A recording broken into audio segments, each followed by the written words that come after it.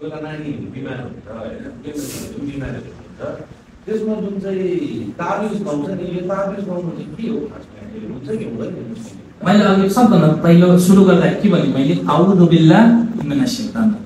म अल्लाह तर्फ आफ्नो प्रोटेक्सन लिन्छु शैतानसँग यही हो तावीद आउदु बिल्लाह अनि के भने आउदु बिल्लाह तावीद यानी आफूलाई हिफाजत गर्नु अल्लाहप्रति केसँग नराम्रो चीज शैतान र जिनहरुसँग त्यो पढेर अल्लाहको रसुलले कसरी गर्यो हामीले सिक्छन् म त सबभन्दा पहिले मैले के भने हाम्रो नबीले सहाबालाई कसरी सिकाएको रहेछ ताबिज बान्नु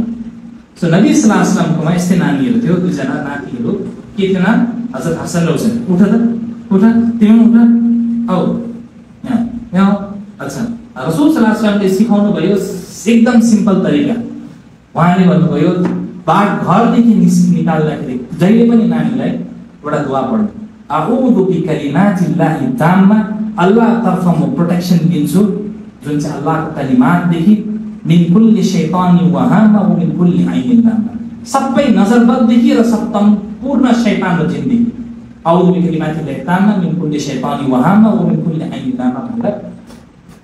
गर्यो यही आयतुल कुर्सी पढ्यो अल्लाहु ला इलाहा इल्ला हुवल हय्युल कय्युम ला ताखुदुहु सिनतुन वला नौम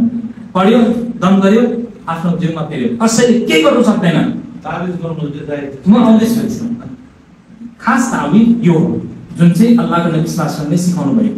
कुल हुवल्लाहु अहद कुल अउज़ु बिरब्बिल फलक मिन शर्रि मा खलक कुल अउज़ु बिरब्बिन नास मलिकिन नास इलाहिन नास भनेर के गर्नु भयो अल्लाहको रसूल सल्लल्लाहु अलैहि वसल्लम माथि जादु गर्दै थियो एउटा यहुदीले के नबी सल्लल्लाहु अलैहि वसल्लमले आफ्नो घाटीमा बान्नु भयो मानेन जिब्रील आएर भन्यो या रसूलुल्लाह तपाईमाथि जादु गरेको छन् त्यही कारण तपाईं अब कुल अउज़ु बिरब्बिल फलक र कुल अउज़ु बिरब्बिन नास पढ्नुहोस् भन्छ पढ्नुहोस् ठीक छ अच्छा तपाईले डाक्टरकोमा जानुभयो डाक्टरकोमा तपाईले ज्वरो आएको छ अल्लाहको हिफाजत गर्नु ज्वरो आयो भुँडी दुख्यो यो भयो त्यो भयो है डाक्टरले के गर्छ तपाईले के लेखेर दिन्छ प्रिस्क्रिप्सन लेखेर दिन्छ नि त त्यसमा के लेखेको हुन्छ दबाई खाऊ रेस्ट गर अच्छा त्यो दबाईको प्रिस्क्रिप्सन लिएर तपाईले त्यसलाई डल्लो बनाएर घाँटीमा हाल्यो फाइदा भयो हैन नि त्यसलाई के गर्नु पर्ने पढेर दबाई दोकानलाई पढाएर दबाई किन्नु पर्ने अल्लाह ताआलाले कुरानमा भन्नुभएको छ यो किताब चाहिँ के हो दालिकल किताब ला रैब फीहि हुदल लिल मुत्तकीन यो हिदायत र मार्गदर्शन देखाउने किताब हो र तिमीहरूले यसलाई पढेर हिफाजत गर्नु अब यो बान्नु जायज छ कि छैन बुद्धि अल्लाहको रसूल सल्लल्लाहु अलैहि वसल्लमले कुनै चीज भनिदियो त्यसमा सत्य हुँदैन कुनै शंका छ सही मुस्लिमको हदीस त नबी सल्लल्लाहु अलैहि वसल्लमले आफ्नो व्याख्या भन्नु भएको छ सहाबाले भन्नु समीअतुन नबी सल्लल्लाहु अलैहि वसल्लम यकुल हजरत अब्दुल्लाह इब्न उमरले भन्छ मन तअल्लक तमीमतन फकद अशरक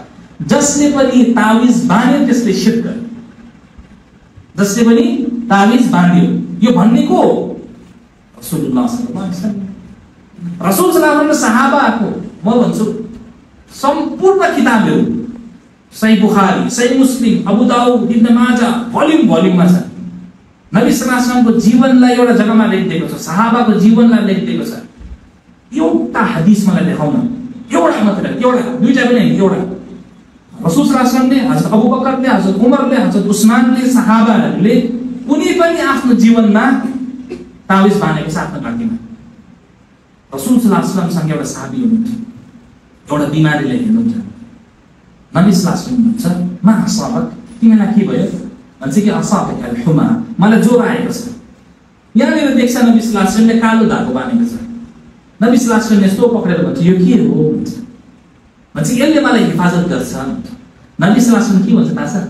यसलाई काट नभए यसले झन्नमा लान्छ त्यसलाई किन तपाईले अल्लाहमाथि तवक्कुल नगरेर त्यो धागो र बुट्टीमाथि गर्नुभयो कुरानलाई त तपाईले इस्तेमाल गर्नु आफ्नो हिफाजतको लागि त कुरान पढेर दम गरेर आफूमाथि दम गर्नु जुन चाहिँ नबी सल्लल्लाहु अलैहि वसल्लमले सिकाए जस्तो मैले नानीमाथि गरेर त्यति अरु